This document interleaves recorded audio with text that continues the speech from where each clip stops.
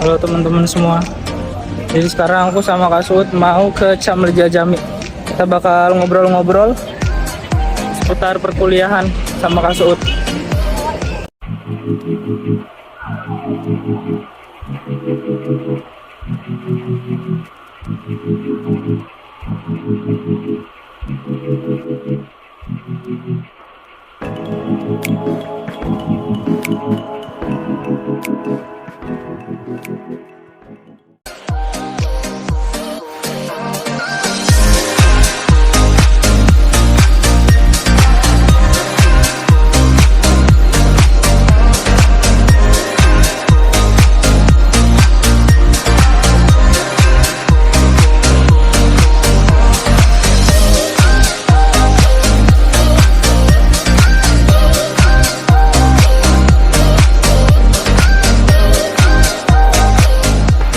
Jadi Masjid Camleja ini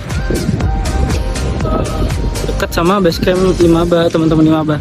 Jadi kita tinggal jalan doang sekitar ya mungkin 5-7 menit jalan dari rumah, dari basecamp buat sampai ke Camleja Jami.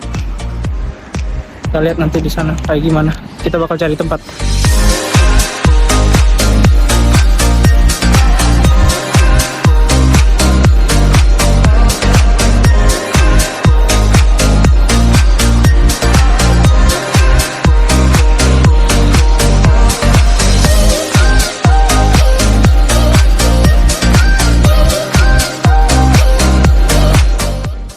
Oke, bismillahirrahmanirrahim. Assalamualaikum warahmatullahi wabarakatuh. Waalaikumsalam warahmatullahi wabarakatuh. Merhaba Arkadaslar. Balik lagi di channel Imaba Turki ya, yang sekian lama sudah tidak upload. Akhirnya kita berniat buat ngupload lagi karena baru kumpul dan juga baru nemu waktu sama teman-teman Imaba Turki yang lain. Nah, di episode kali ini kita bakalan ngobrol nih sama Kak Suud ya. Nanti nama panjang dan perkenalannya kita dengerin langsung. Jadi intinya kita bakal ngobrolin ya, ngobrol-ngobrol santai aja tentang perkuliahan, tentang gimana dunia akademik di Turki dan lain-lain gitu. Tapi sebelumnya kita sekarang lagi di Masjid Camleja ya, Camleja Jami yang ada di Istanbul gitu. Nah, ya ada iklan sebentar barusan. Di sore ini kita bakal ngobrol-ngobrol sama Kak Suud. Mungkin nggak akan lama, tapi intinya insya Allah bisa ngasih insight, ngasih pengetahuan dan juga sharing pengalaman gitu buat teman-teman semuanya. Oke, mungkin langsung aja perkenalan dulu mungkin Kak Suud. Iya. Santai aja. Iya, santai, kita ngobrol santai.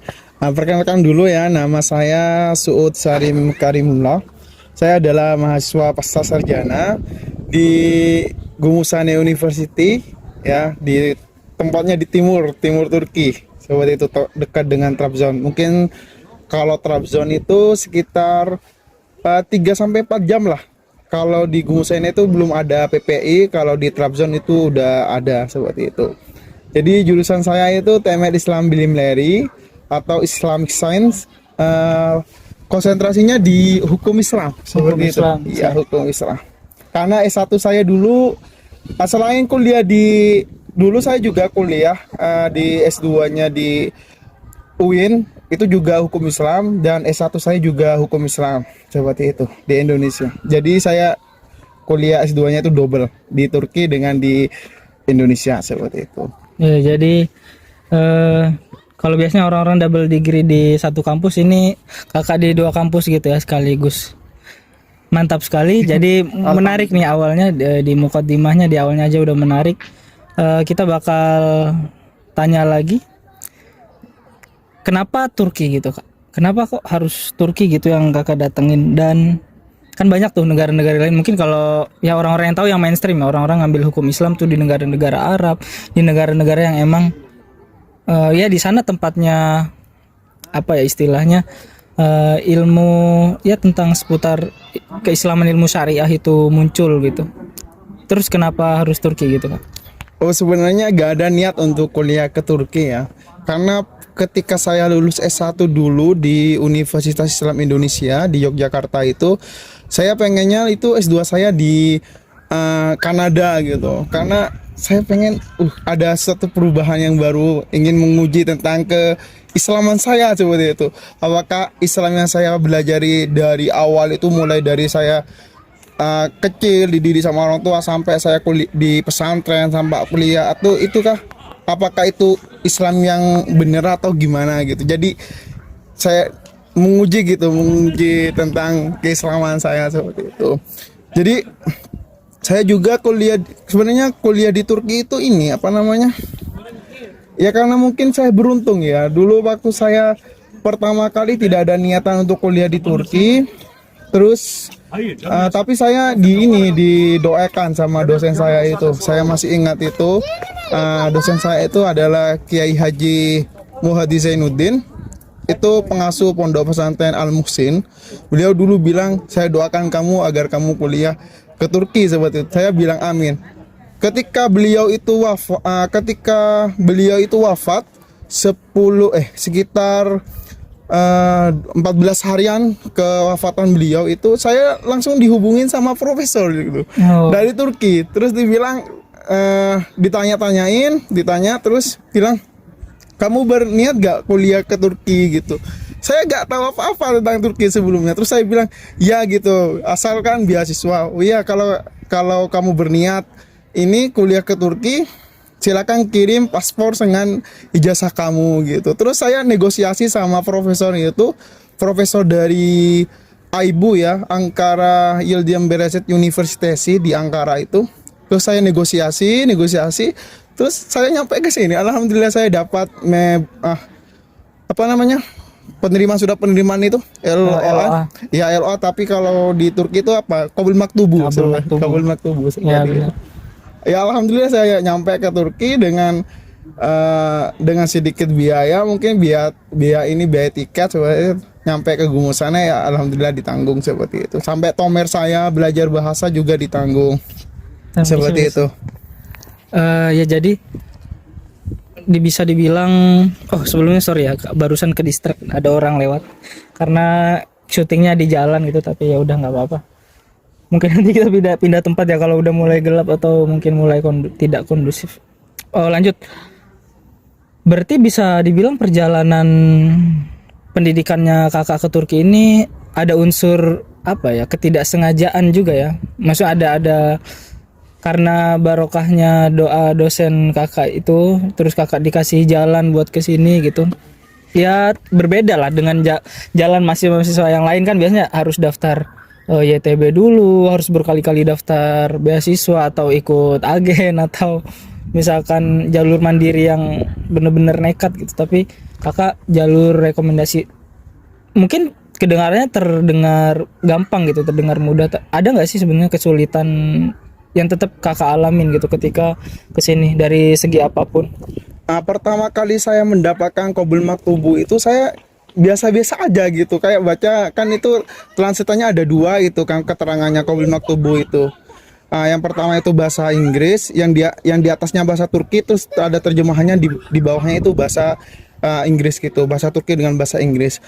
Lah ini kok scholarship gitu kan, full scholarship gitu kata saya. Terus saya bingung itu gimana ya. Terus saya ini konsultasikan kepada profesor saya, karena saya dulu itu waktu mendapatkan Qabul Maktubu itu status aktif mahasiswa S2 ya di UIN Sunan Kalijaga. Jadi saya konsultasikan kepada profesor saya yang ada di UIN. Setelah itu saya ini masih kata dosen saya itu yang di UIN itu, ya udah berangkat aja gitu. Ngapain lama-lama di Indonesia gitu kalau udah dapat yang gratisan seperti itu. Terus saya kan masih eman-eman gitu, soalnya lagi masa kuliah aktif gitu. Terus saya tanya konsultasi ke dosen saya yang ada di UII seperti itu. Saya tanya, beliau itu wakil dekan 3 di Fakultas FIAI ya. Terus saya tanya ke beliau itu Pak Roy namanya ya, Dr. Roy Purwarto. Terus beliau bilang, ya udah kamu berangkat aja gitu, kata beliau itu. Terus saya bilang, gimana nanti Pak kalau misalnya saya ini terlantar gitu. Wah kalau terlantar nanti gampang lah, tinggal hubungin KBRI, biar KBRI ada tugas gitu, kayak gitu. Oh ya baik Pak gitu. Terus saya masih bingung nih, masih belum percaya saya dapat Qabil Maktubu. Setelah itu saya berangkat ke Jakarta, ke kedutaan Turki gitu. Nanyain langsung ke kedutaan Turki. Ternyata kedutaan Turki itu tidak dapat memastikan karena beasiswa yang saya peroleh itu langsung diberikan sama kampus gitu. Bukan dari, karena yang bekerja sama dengan kedutaan itu cuma yang TDV sama YTB seperti itu. Kayak gitu. Jadi saya bingung ini gimana ya gitu. Terus saya hubungin juga anak PPI, gak ada yang kuliah di Gumusane sama sekali, jadi gak tahu sama sekali, gak ada orang Indonesia, gak ada sama sekali di Gumusane itu. Jadi mereka juga bingung. Terus saya hubungin juga pihak KBRI di Ankara gitu. Saya tanyain, saya email apakah Qabil Maktubu ini benar atau tidak gitu. Ternyata pihak KBRI itu bilang ini nelpon ke pihak yang memberikan tanda tangan gitu di Qabil Maktubu itu. Di telepon katanya iya benar gitu, ini dari kampus yang memberikan beasiswa seperti itu. Oh iya. Habis itu saya ini apa namanya, ya udah saya yakin lah, Bismillah saya ngurus semua berkas mulai dari legalisir, terus habis itu saya berangkat ke Turki beli tiket seperti itu. Padahal itu pada masa corona kayaknya, awal-awal tahun 2020 gitu, itu masih corona seperti itu. Oh ya, jadi perjalanan ke sini juga sebenarnya sama ya, maksud struggle-nya, karena kakak memastikan juga kan beasiswanya apakah jelas, karena tidak ada kerjasama dengan kepemerintahan atau kedutaan gitu ya. Jadi harus konfirmasi dulu ke kampusnya secara valid gitu kan ya. Terus setelah kakak sampai ke sini, kita singkat cerita lah gitu. Kalau pas udah sampai ke sini, gimana, kan saya juga pertama kali dengar itu bahwa kakak ini ada kakak dari ini nih, alumni Bata ini dapat beasiswa di Gumusan, juga kaget. Gumusan itu di mana? Itu saya baru dengar juga pertama kali. Daerah mana gitu, pas dicari ternyata terpencil sekali dan belum ada orang Indonesia yang kuliah di sana gitu. Itu gimana? Kagetnya tuh gimana? Culture shocknya gimana? Kalau mungkin teman-teman yang lain kan mungkin langsung Tomer atau belajar bahasa Turkinya di Istanbul, di kota-kota besar. Kalau kakak gimana tuh, dari Indonesia, dari Jogja, dari Madura langsung ke Gumusane gitu? First impressionnya apa? Ya saya pertama kali sih ini, karena bahasa Inggris saya itu minim, terus bahasa Arab saya juga minim ya. Saya ngomong itu yang buat saya shock pertama kali di bandara itu, malah ngomong pakai bahasa Turki gitu. Tidak bisa, orang-orang bandara itu kebanyakan pakai bahasa gitu ya, menggunakan bahasa Inggris atau bahasa Arab setelah itu.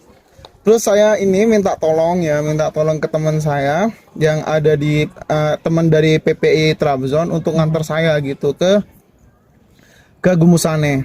Nyampe Gumusane saya langsung isolasi di karantina seperti itu selama 15 hari. Karena saya dari luar negeri, saya di karantina. Jadi saya dikasih makanan Turki yang nggak masuk ke perut saya gitu. Makanan yang ya menurut saya sih aneh gitu. Ingat nggak apa kak, makanannya apa yang pertama kali? Itu ada paginya itu makan roti gitu. Ya namanya juga orang Indonesia ya, mau pagi, siang, malam itu pakai nasi gitu, Sampai ke Turki itu makanya nasi, terus corba itu kayak bubur gitu. Yang rasanya nggak masuk sama saya itu, sama zaitin juga, minumnya juga airan. Kata menurut orang Turki itu memang mewah gitu, makanan yang ya lumayan mewah gitu, tapi menurut saya sih nggak masuk gitu. Jadi saya mungkin ya meskipun ya saya makan sedikit lah daripada saya ini sakit gitu, seperti itu. Sampai di Gumusane. Jadi tetap dipaksa-paksain gitu ya, tetap harus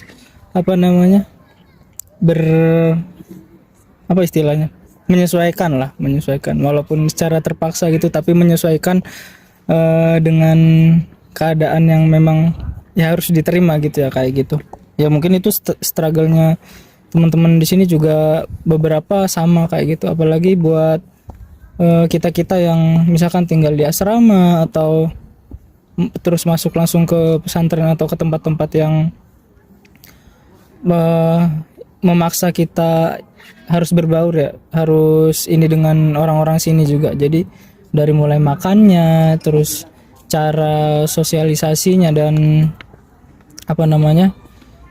cara kita ngomong yang kata kakak itu tadi aneh, bahkan di bandara nggak ada orang sini yang bisa bahasa Inggris atau bahasa Arab gitu kan. Oke, kita minum dulu kak. Mana sih? Ya teman-teman, jadi barusan kita pindah tempat karena banyak orang lewat, banyak iklannya, nggak seru juga. Kita sekarang dengan background yang sore-sore gini, masya Allah senja-senja banget kak. Kita udah kayak anak indie gitu kan, sambil ngopi gitu. Oke, kita lanjut. Mungkin tadi kita sampai di tentang ini ya, tentang first impressionnya kakak ketika ke Turki gitu. Nah setelah ke Turki sendiri, kan pasti mulai tuh teman-teman yang ada di Indonesia, yang mereka apa namanya, teman-teman kakak yang dulu itu pasti dong tanya-tanya, lihat story kakak dan lain-lain. Itu apa stigma dari mereka tuh, oh Kak Suud nih sekarang ini ya, apalah itulah gitu, mungkin sombong apa gitu kan. Ada nggak kayak gitu kak? Enggak, sebenarnya teman itu tanya, kok bisa dapat beasiswa gitu, kok bisa kuliah ke Turki gitu, gimana kuliahnya yang di Indonesia, yang di UIN. Soalnya saya kan masih mahasiswa aktif itu, tapi kan kuliahnya online. Gimana kuliahnya yang di UIN itu gitu katanya. Terus ditelepon sama ya ditanyain di WA gitu sama teman-teman itu, wih kamu hebat ya gitu, pinter gitu. Padahal enggak hebat, enggak pinter gitu. Mungkin karena saya ini ya, beruntung aja gitu, berkah gitu, berkah doanya, mungkin doanya Kiai dulu yang doain saya untuk kuliah ke Turki. Saya aja gak ada niat untuk kuliah ke Turki sama sekali gitu, karena saya pengennya kuliah itu ke ini, ke Amerika atau ke ini gitu, ke Kanada seperti itu. Saya kan kuliah ke UIN itu tujuannya kan pengen kuliah ke Kanada. Soalnya kan dosen-dosen UIN, profesor-profesor ini tuh rata-rata kan kuliahnya di Kanada seperti itu. Sebagai batu loncatan saya untuk kuliah ke Kanada. Malah batunya terlalu kecil, mungkin nggak nyampe ke Kanada, nyampenya ke Turki gitu, seperti itu. Bisa aja mungkin Turki ini apa ya, batu transit lah gitu. Jadi sebelum ke Kanada, ke Cambridge, ke Harvard di Amerika, loncat dulu, transit dulu di Turki gitu, baru lanjut. Ya semoga aja seperti itu ya. Bisa lanjut ke sana gitu. Amin, kita doain. Oh ya, jadi gitu. Jadi teman-teman kakak heran juga ya gitu kan. Padahal kakak nggak pernah bilang punya rencana kuliah di sini, karena emang niatnya juga nggak direncanakan gitu kan. Apalagi kakak waktu itu lagi S2 juga kan, lagi S2, lanjut S2 lagi aktif, ya di kampus sana. Oke, setelah teman-teman kakak tahu kakak kuliah di sini dan lain-lain, terus apa sekarang dari kakaknya sendiri nih, apa yang kakak rasain nih? Sesuai ekspektasi kah kuliah di Turki? Tidak sesuai ekspektasi kah, atau gimana realita yang terjadi? Ya dulu sebelum saya berangkat ya dari Indonesia itu, saya nonton video-video gitu ya, video-video anak-anak yang kuliah di Turki gitu. Wah, kuliah di Turki seperti ini gitu. Belajar bahasa Turki gampang, kita akan belajar mulai dari alfabet gitu, mulai hitungan kayak A, B, seperti itulah. Terus nyampe ke Turki, saya belajar bahasa Tomer namanya ya, kursus bahasa Turki kan. Malah sulit sekali bagi saya seperti itu. Tapi saya tetap berusaha karena di Gumusane itu tidak ada orang Indonesia sama sekali. Jadi keterbatasan saya itu cuma di bahasa saja gitu. Kalau mental saya memang ya alhamdulillah gitu, mental petarung gitu. Ya. Mungkin kalau orang Indonesia dapat besok kayak saya itu ditaruh di paling pojok timur Turki, mungkin nggak ada yang mau karena nggak ada orang Indonesia sama sekali. Orang orang ASEAN, saya tanya ke ini, orang ASEAN nggak ada gitu, nggak ada orang Turki gitu, seperti itu. Nggak ada orang Indonesia yang kuliah di sana. Jadi benar-benar unik lah, maksudnya jadi benar-benar kakak tuh literally sendirian gitu ya. Bahkan orang Asia pun nggak ada gitu kan. Orang ASEAN nggak ada, ASEAN yang orang ASEAN ya. ASEAN. Berarti benar-benar nggak ada. Wah, emang keren banget jiwa petarung ya, mental baja gitu. Sekarang kakak lagi semester berapa, terus apakah udah nulis atau gimana? Sekarang ini lagi nulis tesis seperti itu. Tapi saya bingung untuk nulis tesis saya. Soalnya saya kemarin pas aktif itu masih aktif kuliah kan, sekarang kan musim libur gitu. Saya datangin supervisor saya, terus dosen-dosen saya ngajar gitu. Terus saya bilang, Pak, saya mau nulis tesis saya menggunakan bahasa Inggris gitu. Ya. Dosennya bilang, enggak kalau bahasa Inggris gitu. Kalau bahasa Inggris saya nggak bisa bahasa Inggris gitu. Cari dosen lain gitu. Saya tanya ke sini mereka juga itu pada gak mau gitu. Terus saya ya gak apa-apa, saya pakai bahasa Arab gitu. Nanti saya nulisnya enggak gitu. Pokoknya mungkin mereka ini katanya, saya tanya ke teman-teman saya yang udah nulis tesis itu, yang diterima gitu, ini bahasa Turki gitu. Nanti dibantu sama mereka menggunakan bahasa Turki. Kalau bahasa Turki saya mungkin ya masih enggak, karena ini kan tesis kan akademik gitu. Ya, Tapi kalau ngomong atau presentasi pakai bahasa Turki insya Allah bisa gitu. Karena saya udah sering presentasi pas waktu aktif kampus tuh dapat jatah presentasi. Ya, jadi ada fun fact nih buat teman-teman, kalau misalkan kita kuliahnya di sini ngambil full bahasa Turki, itu biasanya memang semua tugas, makalah atau presentasi, suruh nulis dan lain-lain ya harus pakai bahasa Turki gitu. Kecuali personality supervisornya yang membolehkan gitu, yang ngasih kelonggaran. Itu ya kan tergantung ininya sebenarnya, tergantung dosen pembimbingnya kita.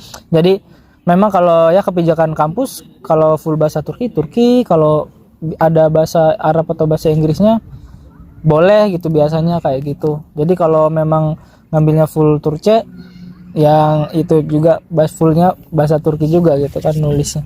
Menurut saya sih seperti ini, kalau di Indonesia itu dosen-dosen kalau membimbing mahasiswa asing, mahasiswa internasional itu malah seneng mereka gitu, gitu. Malah kalau saya di Turki itu di Turki malah mereka menjauh gitu seperti itu. Padahal saya udah nulis beberapa artikel ilmiah gitu, bisa dicek di Google atau di Google Scholar saya gitu. Itu saya udah junjukkan, saya udah nulis banyak artikel gitu yang akreditasi, yang udah terindeks nasional dan internasional seperti itu. Tapi mereka masih takut gitu seperti itu. Yang mau membimbing ya Banja itu kan masuk asing seperti itu. Ya. Setelah menjalani selama berapa ya? Hampir 2 tahun ya, Kak? Ya, hampir 2 tahun lebih sama Tomer berarti. Oh ya. Oh, lagi azan. Kita break dulu, teman-teman. Oke, kita lanjut lagi barusan setelah sholat maghrib. Kita pindah background lagi karena udah mulai gelap ya, teman-teman. Kita syutingnya di sore hari gini sekarang. Oke, pertanyaan selanjutnya tadi yang sempat kepotong, Kak. Setelah kakak kuliah di sini ada niatan ya, maksudnya ada niatan nggak buat misalkan lanjut gitu setelah ini selesai nih, yang kakak ambil program master selesai, ada niatan nggak buat lanjut? Kemarin itu ya, kalau masalah niatan sih ada niatnya kuat sekali, tapi kan masalahnya biayanya yang nggak kuat gitu. Kemarin saya daftar di beberapa universitas, terus saya dapat Qabul Maktubu LOA gitu di tiga universitas di Istanbul semua itu. Wow. Tapi saya itu bayarnya pakai dolar gitu, daftar ulangnya saja Pak $1.000 gitu. Kalau $1.000, kalau kurs Indonesia itu 15.000, $1 mungkin 15 jutaan gitu. Iya, 15 jutaan. Wah, lumayan itu. Jadi saya lumayan. gak daftar ulang gitu, diabaikan aja. Saya daftar kemarin menggunakan ijazah yang di UIN seperti itu, yang di Yogyakarta. Saya udah selesai kan S2-nya di Indonesia seperti itu. Jadi saya menggunakan ijazah S2 itu untuk daftar S3 di Turki. Udah saya dapat tiga LOA ya? Iya, 3 LOA gitu, Qabul Maktubu dari 3 universitas di Turki, di Istanbul semua gitu. Iya, benar. Ya mungkin seiring berjalannya waktu ya, sambil selesai S2 di sini kakak mungkin nanti ada tawaran lagi, insya Allah ada rekomendasi mungkin nanti dari profesornya kakak, kan nggak ada yang tahu ya, kayak amin. Yang sebelum-sebelumnya itu amin, yang kakak alami. Oke, mungkin pertanyaan terakhir nih Kak, sekaligus aku mau minta closing statement dari kakak. Nah, setelah menjalani, terus sekarang kakak lagi udah nulis tesis. Kira-kira apa nih yang kakak bisa dapat dari kuliah di sini gitu, dari aspek apapun itu?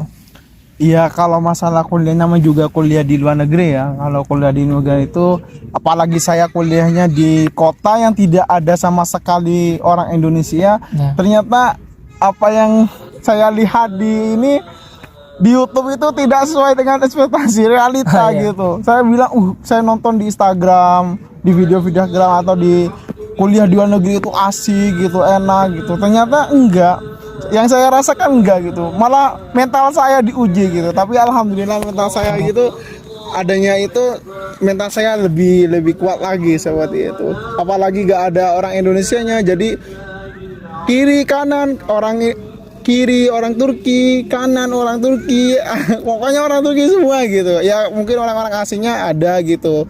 Orang-orang asingnya mungkin dari Bangladesh seperti itu, dari Iran juga ada. Dari Azerbaijan, juga dari teman asrama saya dari Rusia ada juga gitu. Oh, dari Rusia Rusia. gitu. Seperti itu. Ya, sebenarnya menurut saya sih mau kuliah di mana saja ini terserah mau di kuliah saya, yang penting belajar gitu. Jangan penting belajar dan kuatkan niatnya apa, terus yang niatnya punya tujuan, apa tujuannya, terus niatnya diperkuat lagi atas tujuan itu gitu. Karena saya lihat itu anak-anak yang kuliah di Turki itu rata-rata orang Indonesia itu malah niatnya nyampe ke Turki malah jalan-jalan gitu, malah jalan-jalan nggak belajar gitu, seperti itu.